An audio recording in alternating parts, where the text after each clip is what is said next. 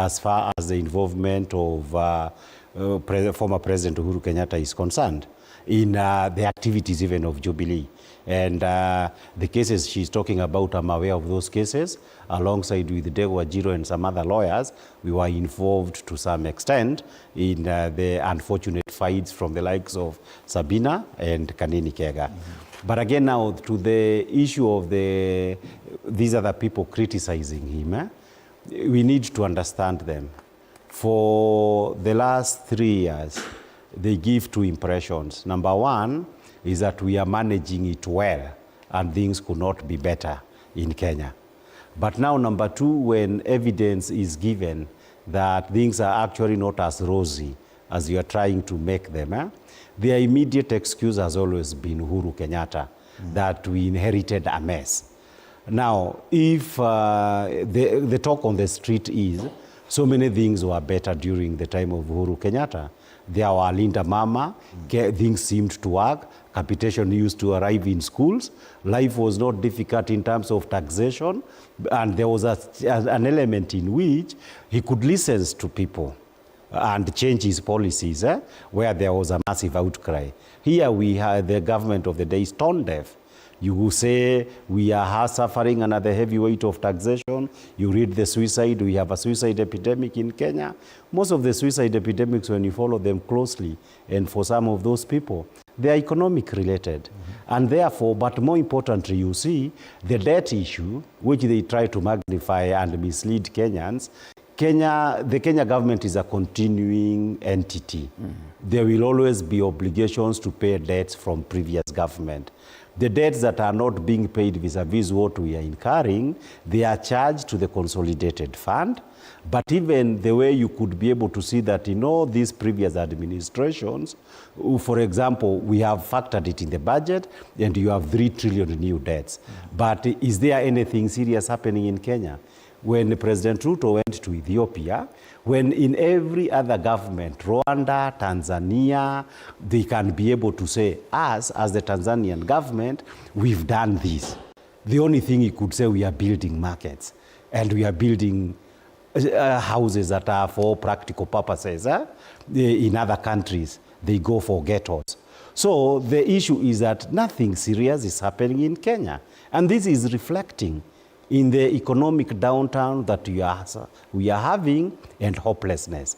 Now, people now, because by the former president now saying that I have nothing to do with the incompetence. Advocate of the High Court, Kibe Mungai, spoke on the current political climate in Kenya, focusing on the contrast between the Jubilee government under former President Uhuru Kenyatta and the current Kenya Kwanza administration led by President William Ruto. He noted that the present government has often attributed its challenges to the previous administration, claiming it inherited unresolved problems from Uhuru Kenyatta's term. Mungai explained that during Kenyatta's presidency, there was a greater responsiveness to citizens' concern. He highlighted that Kenyatta was known for listening to complaints in addressing grievances, which created a perception of government accountability and connection with the ordinary Kenyans. In contrast, he described the Kenya Kwanza government as largely unresponsive, suggesting that it has failed to engage effectively with citizens' need. The advocate addressed recent statement made by Kenyatta, emphasizing that when the former president said he had no involvement in the current government difficulties, it sparked reaction among political leaders and the public. Mungai observed that these remarks drew attention because they contradicted claims made by the current administration, causing tension within political circles and fueling a public debate.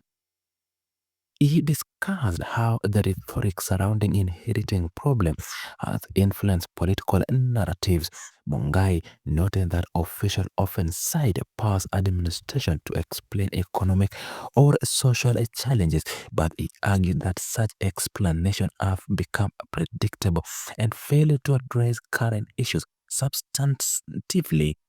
He suggested that Kenyatta's distancing from the present-day figure highlights differences in accountability between the past and present leadership. Mungai also commented on the political position of Mount Kenya leaders. He noted that while former President Uhuru Kenyatta remains a prominent figure, the political future of the region is increasingly associated with former Deputy President Rigathi Gachagua and the Democracy for Citizens Party. He explained that the alignment of local political support has shifted, reflecting a generational and strategic change in leadership dynamics. He described the current political discourse as highly reactive, with officials and supporters responding quickly to criticism and evidence of government shortcomings. Mungai pointed out that Kenyatta's approach during his presidency emphasized listening and measured response, contrasting sharply with the present administration handling of public feedback. The advocate detailed the influence of public perception in shaping political debate. He noted that the citizens' reaction to government performance and communication plays a central role in political legitimacy. Mungai emphasized that the contrast between responsiveness under Kenyatta's and the perceived inattention of the Kenya Kwanza government has become a recurring theme in public discussion. He provided the context of an evolution of Mount Kenya politics, noting that the leadership figures are now positioning themselves to consolidate influence within the region. Mungai highlighted the growing prominence of Gachagua and the DCP, suggesting that the political strategies aim to capture support previously associated with the Jubilee administration.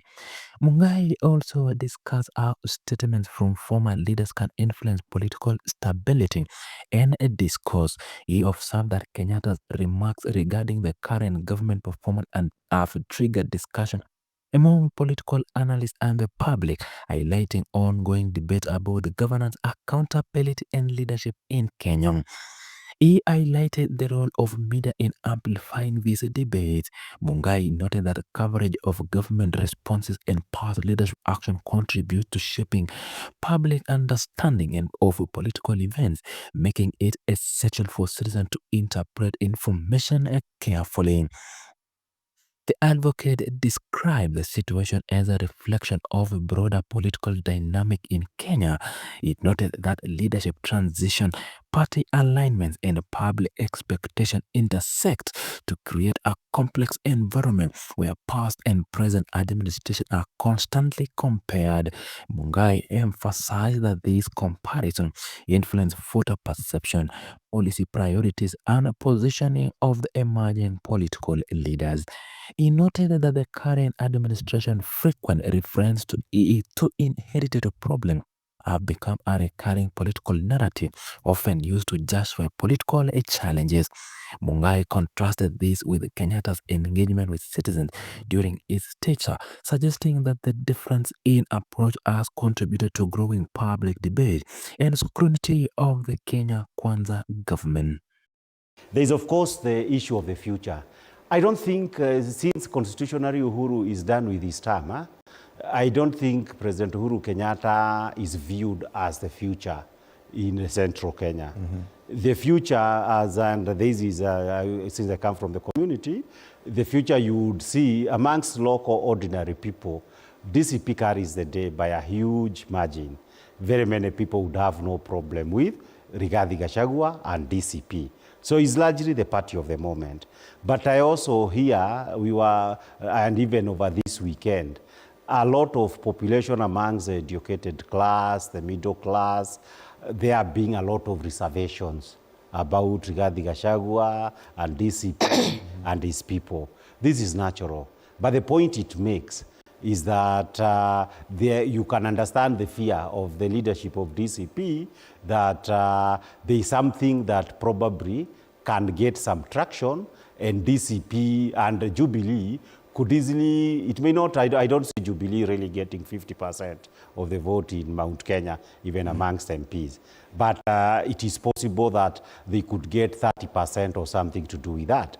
So anybody with ambitions that you want to be the ODM of Central Kenya would be concerned about Jubilee. Yeah. But the significant point also that is important to understand is that, for anybody who believes in one term, which should be the basis upon which anybody should be measured, unless and until Jubilee comes out and say we are two-term, it would be unfair to label them a state project.